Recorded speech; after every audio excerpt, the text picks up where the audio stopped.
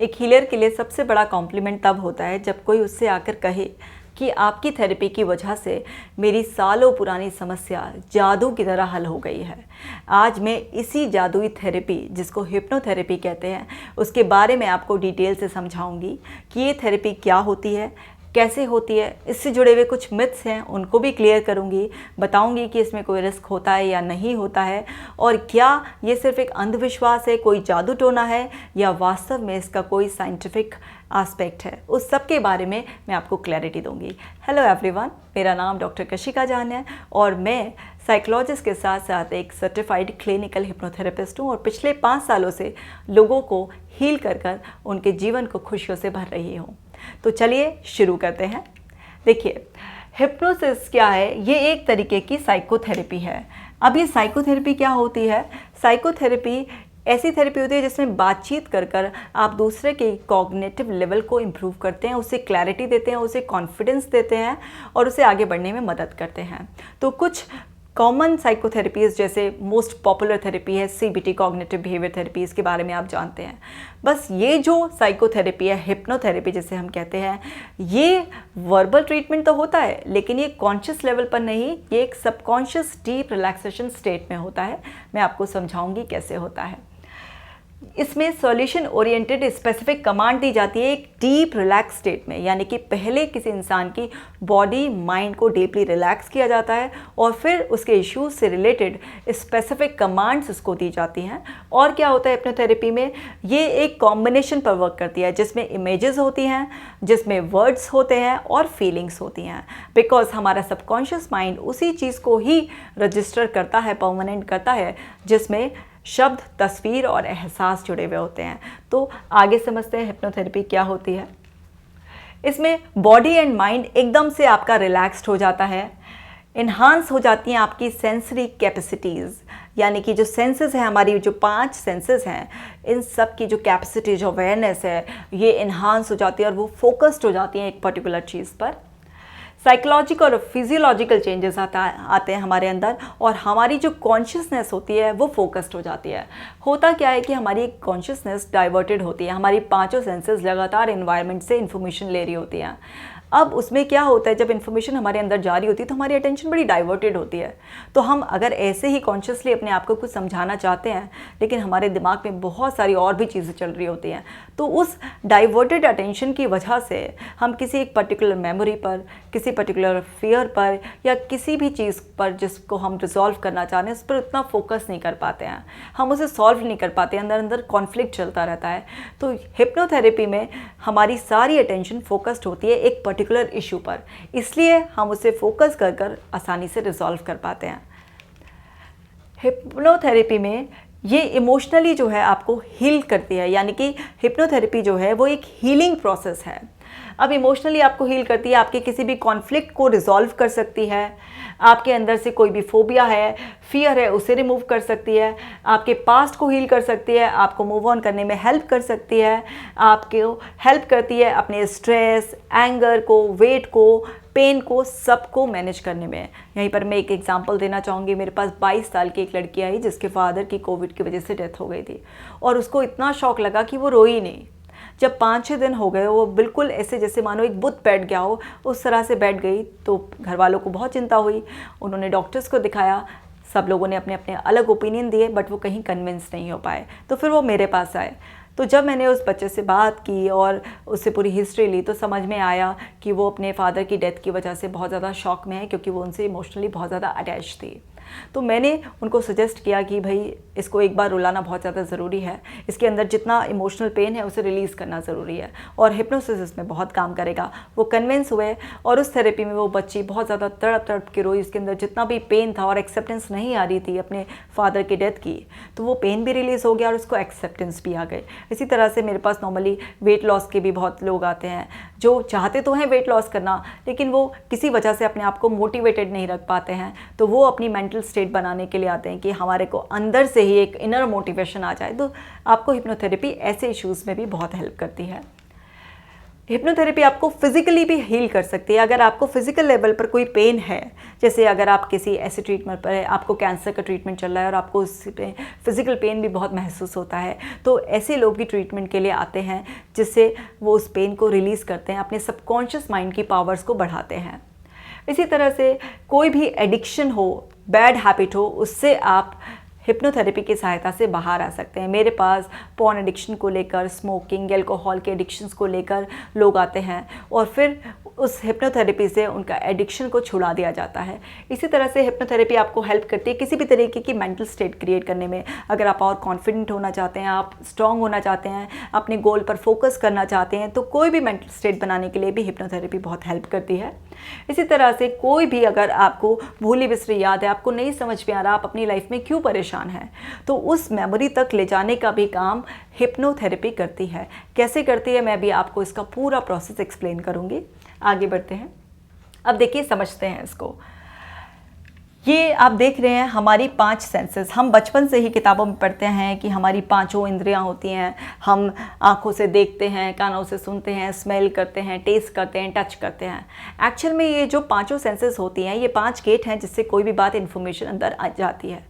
अब जब ये इन्फॉर्मेशन अंदर जाती है, तो वो इन्फॉर्मेशन कैसी है, उसकी क्या क्वालिटी है, इस बात पर डिपेंड करेगा कि आपका माइंड क्या रजिस्टर कर रहा है।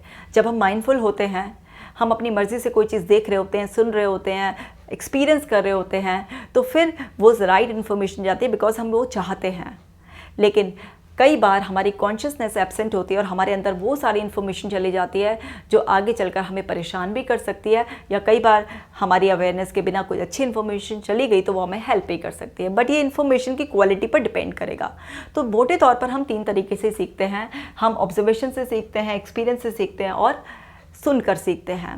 तो अब जब हम इस तरह से सीखते हैं तो हमारे माइंड में लाइफ में बहुत सारे ऐसे इवेंट्स आसपास घटित हो रहे होते हैं जो अनप्लेजेंट होते हैं, या किसी भी एक्सपीरियंस की वजह से डर बैठ गया। जैसे मेरे पास फोबिया वाले आते हैं लोग कि इसको ना बहुत ज़्यादा डॉग से डर लगता है, या कुछ लोग ऐसे आते हैं इसको बहुत ज़्यादा हाइट से डर लगता है, या कुछ लोग ऐसे थे पब्लिक स्पीकिंग से डर लगता है, या कुछ लोगों का ब्रेकअप हुआ था, 2 साल हो गए लेकिन अभी भी वो मूव ऑन नहीं कर पा रहे हैं। किसी की घर में डेथ हो गई है कोई, वो अपने प्रियजन को अभी तक नहीं भूल पा रहा है, या किसी भी तरीके से आपको कोई फाइनेंशियल लॉस हुआ है, या आप कॉन्फिडेंट फील नहीं करते हैं। लोग अलग अलग इश्यूज़ लेकर मेरे पास आते हैं और वो बोलते हैं कि हम सेल्फ हेल्प नहीं कर पा रहे हैं। कितना भी हम मोटिवेशनल वीडियोज़ देख लें या कितना भी समझाने की कोशिश कर लें, थोड़े दिन चलता है लेकिन फिर वो हमारा अंदर का मन नहीं मानता है।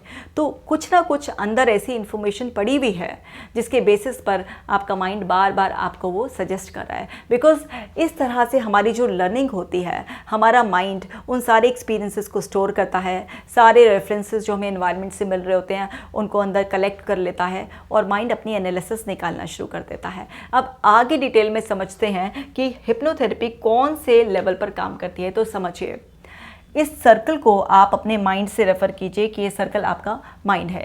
ये जो आप ऊपर का हिस्सा देख रहे हैं ये हमारा कॉन्शियस माइंड है। रिसर्च ने बताया है कि लगभग 10% हम अपनी कॉन्शियसनेस का इस्तेमाल करते हैं और जो बाकी हिस्सा होता है वो हमारा सबकॉन्शियस माइंड होता है। अब ये जो रेड रेड डॉट आप देख रहे हैं ये है क्रिटिकल लेयर, यानी कि ये है हमारा फ़िल्टर। अब इस फ़िल्टर का काम ये है, जैसे आपने चाय बनाई और आपने छन्नी का यूज़ किया ताकि वो जो चाय की पत्ती है वो उसमें ना आए, वो चाय की पत्ती अलग हो जाए और फिर आपको प्योर वो चाय मिले। तो ऐसे ही हमारे दिमाग में भी एक फ़िल्टर होता है। तो हमारा दिमाग कोई भी इन्फॉर्मेशन जब बाहर से लेता है और हम उसके लिए अवेयर होते हैं तो वो फ़िल्टर ज़रूर यूज़ करता है, और उस फ़िल्टर में वो कुछ इन्फॉर्मेशन को डिलीट कर देता है, कुछ को डिस्टॉर्ट कर देता है। यानी कि डिस्टॉर्शन का मतलब होता है जैसी है वैसा ना प्रेजेंट कर कर घुमा फिरा कर प्रेजेंट कर देना, और कुछ को जनरलाइज कर देता है। तो ये 3 फ़िल्टर लगाता है। जैसे आप याद कीजिए कि जब हम स्कूल में कोई भी चीज़ पढ़कर जाते थे तो एज इट इज़ नहीं याद रहती, कुछ चीज़ डिलीट हो जाती है और कुछ इन्फॉर्मेशन डिस्टॉर्ट हो जाती है, मतलब अपनी लैंग्वेज में आ जाती है, जैसी बुकिश लैंग्वेज थी वैसे नहीं रहती। और कई बार हमारा माइंड एक ही एक्सपीरियंस को कई अलग अलग एक्सपीरियंसेस में जनरलाइजेशन की तरह यूज़ करने लगता है। जनरलाइजेशन का एग्जांपल ये है कि जैसे किसी को एक बच्चे को एक डॉग ने काट लिया, तो अब उसे उसी डॉग से नहीं, सब डॉग से डर लगता है। क्यों? क्योंकि डॉग के काटने के इवेंट को माइंड ने एक पेन की तरह से रजिस्टर किया था और माइंड पेन को अवॉइड करना चाहता है। तो जैसे ही वो देखता है कि ये सिमिलर सिचुएशन है तो उसी एक्सपीरियंस को यूज़ करने लगता है और जनरलाइज कर देता है सिचुएशंस को। तो ये 3 फिल्टर से इन्फॉर्मेशन अंदर जाती है। अब होता क्या है, सबकॉन्शियस लेवल तक जाने के लिए हमें इस फिल्टर को बाईपास करना ही पड़ता है। जैसे अब आपके घर के बाहर एक आपका सिक्योरिटी गार्ड है, वॉचमैन बैठा हुआ है। अगर कोई आया और अगर वो अपनी आइडेंटिटी प्रूफ कर लेता है कि वो एक अच्छा आदमी है, आपकी जान पहचान वाला है, तो उसे अंदर एंट्री मिल जाती है। लेकिन अगर वो ये प्रूव नहीं कर पाता कि वो एक अच्छा इंसान है या आपकी जान पहचान वाला है, अगर उस पर कोई भी डाउट होता है तो फिर उसे अंदर एंट्री नहीं मिलती है। तो ऐसे ही हमारा माइंड करता है। जब कॉन्शियस गेट पर कोई इन्फॉर्मेशन आती है तो ये यहाँ पर चेक करता है कि ये इन्फॉर्मेशन मेरे लिए सही है, अंदर जाने लायक है या नहीं है। अगर ये अंदर जाने लायक नहीं होती है तो ब्रेन उसे रिजेक्ट कर देता है, और अंदर जाने लायक होती है तो उसे एक्सेप्ट करता है। तो ये अंदर से आईडी कैसे चेक करता है? जो हमारे ऑलरेडी बिलीफ पड़े होते हैं, जो हमारी हैबिट्स, वैल्यूज़, इंट्यूशंस, इमोशंस पड़े होते हैं, या जिस तरीके से जो भी हमारे अंदर लॉन्ग टर्म मेमोरी होती है हमारी सारी, उसके बेसिस पर वो चेक करता है कि ये चीज़ अंदर की चीज़ से मैच कर रही है या नहीं कर रही है। जैसे फॉर एग्जांपल किसी इंसान को ऐसा एक्सपीरियंस है कि जब भी वो पब्लिकली कुछ बोलने के लिए खड़ा हुआ तो वो अटक गया, या फिर लोगों ने उसका मजाक बनाया, वो कभी अच्छा परफॉर्म नहीं कर पाया। तो यहाँ पर एक ऐसा एक्सपीरियंस रजिस्टर्ड है। अब वो अपने आप को बोले कि मैं पब्लिकली बहुत अच्छे से कॉन्फिडेंटली अपनी प्रेजेंटेशन दे सकता हूँ, तो अंदर जब ये इन्फॉर्मेशन जाएगी तो प्रीवियस एक्सपीरियंस चेक होगा और वहाँ पर रिजेक्शन मिल जाएगा, क्योंकि वहाँ पर एक्सपीरियंस तो इससे अलग ही पड़ा हुआ है। तो कई बार जब लोग अपने आप को हील करने की कोशिश करते हैं तो वहाँ पर वो जो अपने आप को सजेशंस देते हैं, अफर्मेशंस देते हैं, ब्रेन उसे रिजेक्ट कर देता है। क्यों रिजेक्ट कर देता है? क्योंकि अंदर एक्सपीरियंस बिल्कुल उससे अपोजिट पड़ा हुआ है। अब लेकिन हमें इन्फॉर्मेशन तो फीड करनी ही है, तो क्या करें? हमें इस फिल्टर को यहाँ इसको कन्विंस करना पड़ेगा कि ये इन्फॉर्मेशन सही है, रिलायबल है और मेरे लिए ज़रूरी है और मैं इस चीज़ पर विश्वास करता हूँ। तो या तो आप प्रूव कर दें उस जैसे घर के बाहर वॉचमैन बैठा है कि भाई मैं इनका जान पहचान वाला हूँ, मैं सही आदमी हूँ, बेशक आप मुझे पहचान नहीं रहे हैं लेकिन मैं बिल्कुल सही व्यक्ति हूँ और मैं इनके फ़ायदे के लिए आया हूँ, तो आपको अंदर एंट्री मिल जाएगी। या फिर आप उसे बेवकूफ़ बना दें, आप उसे कहीं बिजी कर दें, इधर उधर काम में लगा दें और आप चुपचाप से घुस जाएं, तो आपका काम बन जाएगा। तो हिप्नोथेरेपी क्या करती है? वो आपके कॉन्शियस लेवल पर काम नहीं करती। हिप्नोथेरेपी आपके सबकॉन्शियस लेवल पर वर्क करती है। आपका हिप्नोथेरेपिस्ट आपकी कॉन्शियसनेस को कहीं और बिजी कर बिल्कुल उससे सेपरेट कर देता है और आपको एक डीप रिलैक्सेशन स्टेट में पहुंचा देता है और आपके सबकॉन्शियस माइंड से कम्युनिकेट करता है। और जब वो सजेशंस जो आप ही के लिए स्पेसिफिक होते हैं वो देता है तो ब्रेन उस डीप रिलैक्सेशन स्टेट, जिसे हम अल्फा स्टेट करते हैं और हिप्नोसिस की लैंग्वेज में हम उसे ट्रांस स्टेट बोलते हैं, तो उसमें जो भी सजेशंस दिए जाते हैं तो यहाँ पर ये फिल्टर नहीं होता, अब वो सिक्योरिटी चेक नहीं लगा पाए तो वो सजेशन अंदर रिसीव कर लेता है। अब आपका थेरेपिस्ट डेफिनेटली आपको पॉजिटिव ही कमांड देगा, आपके भले के लिए कमांड देगा, लेकिन अगर कोई वहीं पर गलत तरीके से इसका इस्तेमाल करेगा तो वो आपको कोई गलत कमांड भी दे सकता है। बट जब आप एक क्वालिफाइड ट्रेंड हिप्नोथेरेपिस्ट के पास जाएंगे तो वो आपके भले के लिए ही आपको पॉजिटिव कमांड देंगे। तो ये बिल्कुल सेफ़ होता है जब आप एक सर्टिफाइड हिप्नोथेरेपिस्ट से हिप्नोथेरेपी लेते हैं, तो वो आपके सबकॉन्शियस माइंड को रीप्रोग्राम करने के लिए आपको सोल्यूशन ओरिएंटेड, आपकी प्रॉब्लम से रिलेटेड कमांड्स देते हैं स्पेसिफिकली। तो उसमें जाकर हमारा माइंड का यहाँ इमेजिनेशन फीचर जो है वो एक्टिव हो जाता है और हमारा माइंड उससे रिलेटेड इमेजेस क्रिएट करता है और फिर वही फीलिंग्स हम फील करते हैं। तो हमारा एक बिलीफ जो है, जो पुराना बिलीफ था, वो कट कर एक न्यू बिलीफ यहाँ पर बन जाता है, एक नया एक्सपीरियंस जो है ना आपको मिल जाता है। अब माइंड क्या करता है? माइंड ये डिफ्रेंशिएट नहीं करता कि ये जो एक्सपीरियंस आया है, ये जो बिलीफ आया है, ये रियल सोर्स से आया है या ये मेरे माइंड की इमेजिनेशन से आया है। बिकॉज माइंड के लिए वो जो इमेजिन कर रहा है या रियल में एक्सपीरियंस कर रहा है वो एक ही बात है। तो ये सबकॉन्शियस को रीप्रोग्राम करने की बहुत ही पावरफुल साइकोथेरेपी है, जिसे हम एक डीप रिलैक्सेशन स्टेट में कहते हैं, इसलिए हम इसे हिप्नोसिस कहते हैं। अब क्योंकि सबकॉन्शियस माइंड का काम है आपको ऑटो सजेशन देना, तो जो कॉन्शियस माइंड से कमांड आती है वो तो यहाँ रिजेक्शन हो रही थी क्योंकि बिलीफ मैच नहीं कर रहा था, लेकिन अब क्योंकि यहाँ पर ऑलरेडी फेरबदल हो गया है तो यहाँ से जो ऑटो सजेशन जाएगा तो आपकी लाइफ चेंज होना शुरू हो जाएगी। जैसे अगर हमने सपोज पब्लिक स्पीकिंग का एग्जांपल ले लेते हैं, हमने पब्लिक स्पीकिंग के लिए आपकी एक मेंटल स्टेट बनाई कि आप बहुत सारे लोगों के सामने बहुत ही कॉन्फिडेंटली अपनी स्पीच डिलीवर कर रहे हैं, लोग आपके लिए क्लैप कर रहे हैं, आपको अप्रिशिएट कर रहे हैं और आप फ्लोलेस बिल्कुल एकदम फ्लो में जो है ना आराम से बोले जा रहे हैं और बड़ा ही कॉन्फिडेंट फील कर रहे हैं। आपका बड़ा पॉजिटिव जेस्चर था उस टाइम पर, लोगों ने अप्रिशिएट किया, आपको एक्सेप्ट किया। तो ये सारी चीज़ों का मेंटल एक्सपीरियंस जब आपके माइंड के पास आएगा तो एक बिलीफ अंदर सेट होगा कि मैं ये कर सकता हूँ। और जब आप उस हिप्नोसिस से उठेंगे और आप उस सिचुएशन के लिए ट्राई करेंगे तो अब आपके अंदर वो जो हिप्नोसिस का एक्सपीरियंस है वो माइंड रियल एक्सपीरियंसेस की तरह यूज़ करेगा और आपको कॉन्फिडेंस दिलाएगा कि आप ऐसा कर सकते हैं। और जैसे ही आप उसके लिए एक्शन लेंगे, एक दो बार प्रैक्टिस करेंगे, तो वो चीज़ आपके लिए रियलिटी में कन्वर्ट हो जाएगी। अब चाहे इससे कोई पेन को रिलीज़ करना हो, कोई फोबिया को दूर करना हो या किसी भी तरीके का और कोई चेंजेस करना हो, हर तरीके के चेंजेस इसमें पॉसिबल होते हैं। तो माइंड से ऑटो सजेशन करेक्ट आने के लिए पहले आपको उसमें कुछ इंस्टॉल करना पड़ता है। एक सबकॉन्शियस से नीचे का हिस्सा भी होता है, लेकिन इस वीडियो में मैं डिटेल में उस पर बात नहीं करूंगी। इसमें हमारी प्रिमिटिव मेमोरीज यानी कि पास्ट लाइफ की मेमोरीज होती हैं। अब मैं पास्ट लाइफ रिग्रेशन थेरेपी भी करती हूँ। जो लोग पास्ट लाइफ को जानने में इंटरेस्टेड होते हैं वो पास्ट लाइफ रिग्रेशन थेरेपी भी अपना कराते हैं, बट शौकिया तौर पे हम मना करते हैं। लेकिन कोई इशू होता है जो इस लाइफ में रिजॉल्व नहीं हो रहा है तो हम पास्ट लाइफ थेरेपी ज़रूर करते हैं, क्योंकि बहुत सारे इश्यूज़ पास्ट लाइफ से भी कनेक्टेड होते हैं। तो ये सारा साइंटिफिक प्रोसेस है, मतलब हिप्नोथेरेपी आपके सबकॉन्शियस को रिप्रोग्राम कर दिया। जब ये सबकॉन्शियस लेवल पर जाकर कमांड के थ्रू काम कर रही है तो फिर ये अंधविश्वास, जादू टोना कहाँ से है? ये तो पूरा एक प्रोसेस है और माइंड ऐसे ही काम करता है।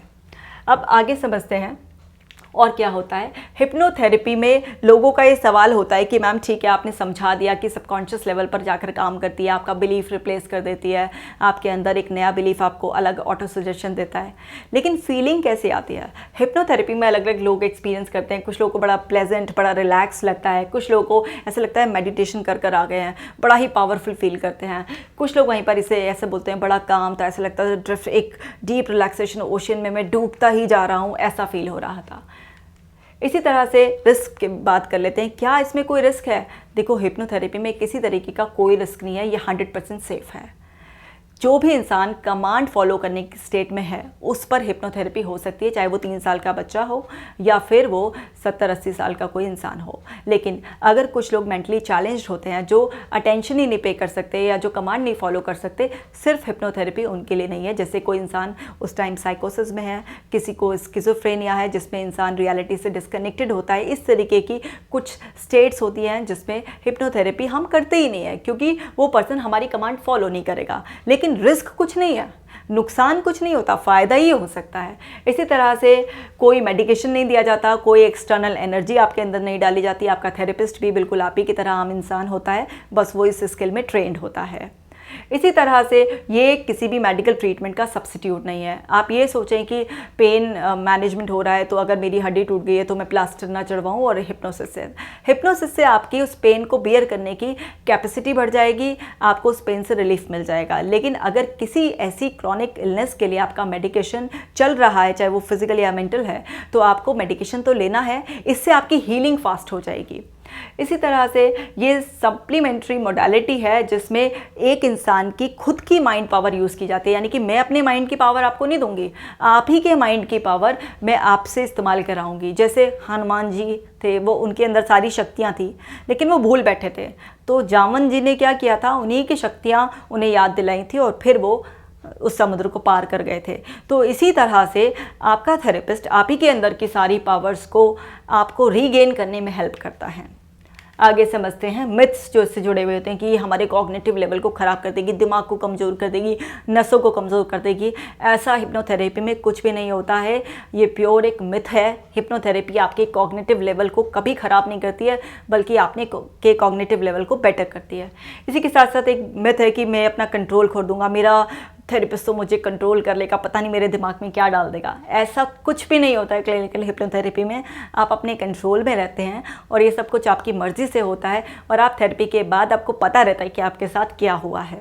इसी तरह से थेरेपिस्ट कुछ चीज़ चुरा लेगा, मेरे को हैरेस कर देगा या मैं उस पर डिपेंडेंट हो जाऊंगा, ऐसा कुछ भी नहीं होता है। किसी भी प्रैक्टिस में कैरेक्टर मोस्ट इंपॉर्टेंट होता है। जब आप थेरेपिस्ट के पास जाएंगे तो भाई आप उनके बारे में पता ही कर जाएंगे ना, तो ना वो आपका कुछ सामान चुराएंगे, ना आपको हैरेस करेंगे, ना ही आप उन पर डिपेंडेंट होंगे।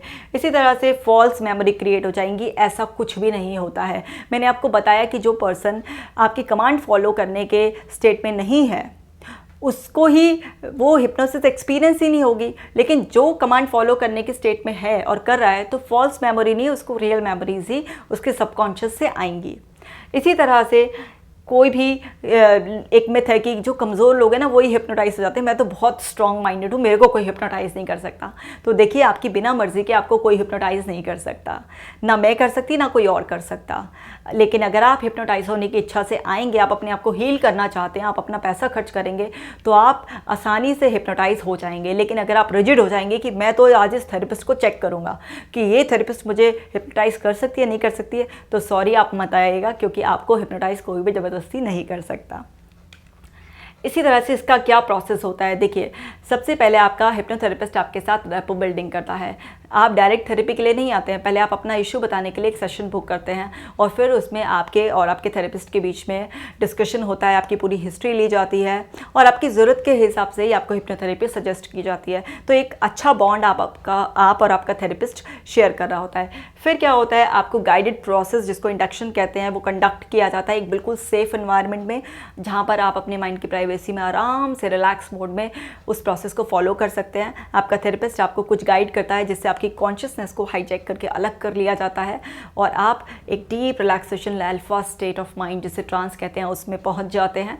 फिर आपके हिसाब से स्पेसिफिक सजेशन दिए जाते हैं उस ट्रांस स्टेट के अंदर और उसके बाद आप जब इमेजिनेशन वो कमांड्स को फॉलो कर रहे होते हैं, फील कर रहे होते हैं, कुछ चीज़ों को पीछे छोड़ रहे होते हैं, डिस्कनेक्ट कर रहे होते हैं, कुछ चीज़ों को आप इमोशंस को, पॉजिटिव इमोशंस को फील कर रहे होते हैं, नई मेंटल स्टेट बना रहे होते हैं। इन सब के बाद इस प्रोसेस को एक जो थेरेपिस्ट है वो एक टेक्निक से एंड करता है और उसके बाद आपको फॉलोअप देता है।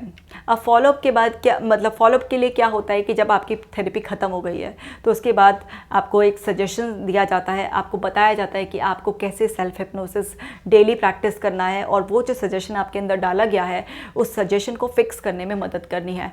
तो इतनी आसानी से हिप्नोथेरेपी आपके लिए मिरेकल्स क्रिएट कर सकती है। हिप्नोथेरेपी आपको किसी भी तरह से कोई हार्म नहीं पहुंचाती है।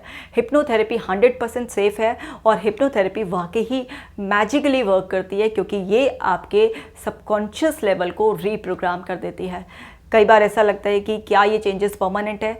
देखिए, इस दुनिया में परमानेंट कुछ भी नहीं होता, लेकिन फिर भी मैं बोलूँगी कि इसमें जो सबकॉन्शियस लेवल पर जाकर रिप्रोग्राम किया जाता है ये लॉन्ग लास्टिंग रहता है, अनलेस एंड अनटिल डेलिबरेटली आप दोबारा से उस चीज़ को करने ना लग जाएं टेस्ट कर कर।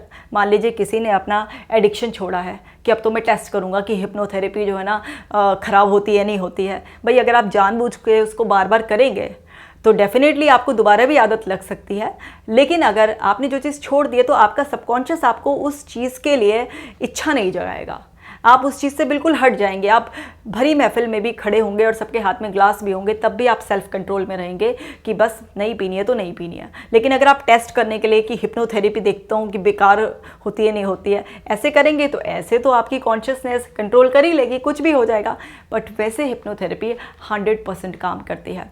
आप भी अगर किसी ऐसी परेशानी से जूझ रहे हैं जिससे आप सालों से बाहर नहीं निकल पा रहे हैं, आप अपनी किसी भी तरीके की पब्लिक परफॉर्मेंस, सेक्सुअल परफॉर्मेंस बढ़ाना चाहते हैं, आप अपना कोई भी एडिक्शन छोड़ना चाहते हैं, किसी भी पेनफुल मेमोरी से पीछा छुटाना चाहते हैं या स्ट्रेंथ गेन करना चाहते हैं, तो हिप्नोथेरेपी को ज़रूर ट्राई कीजिए। और अगर आपको कोई भी इशू नहीं है तब भी एक बार लाइफ में हिप्नोथेरेपी को ज़रूर ट्राई कीजिए, बिकॉज हिप्नोथेरेपी एक बहुत ही पावरफुल, बहुत ही ब्यूटीफुल स्टेट है एंड कोई रिस्क नहीं है, इससे जुड़े हुए सिर्फ मिथ हैं। इस वजह से हमारे इंडिया में हिप्नोथेरेपी बहुत ज़्यादा पॉपुलर नहीं हो पाई है।